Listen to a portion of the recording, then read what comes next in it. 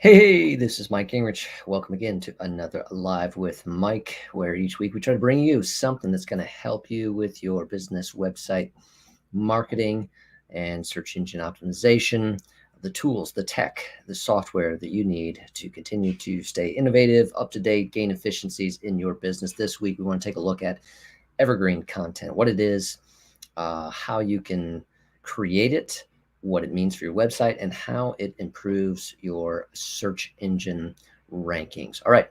So, as always, you can come over to the Digital Hill website, digitalhill.com. Click on the blog resource link up in the top, or in the hamburger menu if you're on your mobile device. And this week's going to be the top post there. Utilize Evergreen traffic content to boost website traffic in 2022, which is on screen here for me here. So I want to take a look at how we can move forward with the different pieces here, outlining what is evergreen content first to begin with. So evergreen content is content on your website that is timeless, or like an evergreen tree, which lasts and lasts and lasts. All right. It can stay green forever, right? So when you think about evergreen content, you think about an evergreen tree, you think about it staying green, it stays fresh, it stays relevant. It has a long life cycle of always looking good, always being there for you. So evergreen content is like that. And it is, again, content that lowers content marketing costs because maybe you need to do less because this one stays there longer, which can reduce business costs. And it can form the pillar of content marketing strategy. So it's going to be something that is strong content for a certain keyword phrase that is important for your business that you want to rank for. And over the course of time, then that post, as it gets traction, as other posts refer to it, it gets stronger in its authority, and it can generate leads for you then for years to come. And so what Google likes long content, and it likes strong content. So we're going to take a look at 4 tips here, because I said, authoritative content. So it's not only helpful to have a post out there that just kind of lives in obscurity by itself. Okay.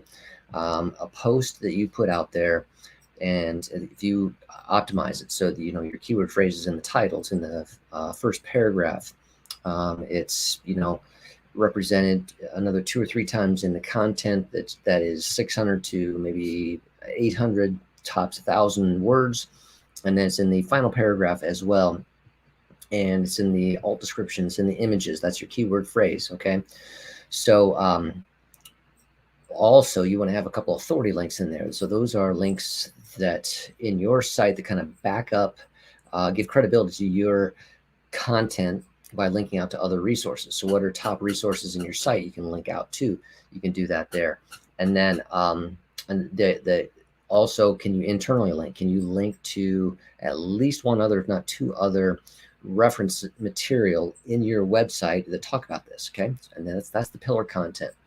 Then over the course of time, when you add more content to your blog, you refer to this one. So if you want to say, for more details on XYZ, which is the keyword phrase, go here. And then that phrase is linked on that secondary blog post to this blog post. So you're building this up as a pillar, the foundational content. And now here are 4 ways that you can help keep that evergreen content optimized. Okay. So number 1, you can cross share. So this is kind of what I was talking about before. Cross share your content to other channels. So this is social media sharing, for example, LinkedIn sharing, but also then sharing internally from your newer blog post to that blog post, and finding ways to do that. Okay. Now, one of the things many people don't know is that you can refresh and even republish a blog post. So refresh means to add some new content to it, keep it up to date. How to make money working from home. Then you can update that to top 25 business ideas from 2015. Then you can make it 2020. Then you make it 2022. You can keep doing that kind of thing. And republish the article with a updated date, same content, same URL, same thing to Google, new or fresher for people looking at it. and change the format. And publish is a little different approach here. This is using that evergreen content to create new content piece in a new format. So that's kind of modifying what you've got there.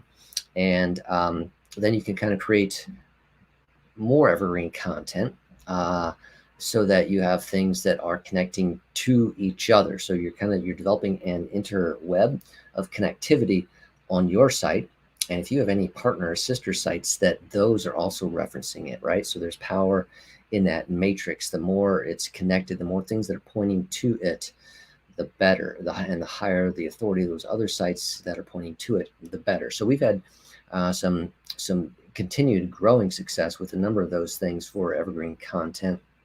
One of those on our site is talking about landing pages, how to optimize a landing page. Another one that we've driven business from is a dealer portal blog post about how we did a dealer portal for a manufacturer. This one for a boats manufacturer, and that has driven leads to us. So we have product pages which are separate. Those are not evergreen content pages, but it's a blog post that's basically an outlining of the process and how it helped this company, but then it links over to that product page. So that's the power of that. You get them there through the ranking of this one page, you direct them to something that can help them from that page, but you keep that page optimized. So evergreen content, what you have on your website matters. There needs to be strategy involved with that, and that can make a difference between leads and no leads, traffic, no traffic. Okay, so those are the key pieces that I wanted to cover. This blog post obviously goes into a little bit more detail on that, so I want to point you over to that again. Again, it was called Utilize Evergreen Content to Boost Website Traffic in 2022. That's what I want to cover today. Hopefully that's helpful for you. This is Mike with another Live with Mike. We'll see you next time. Take care.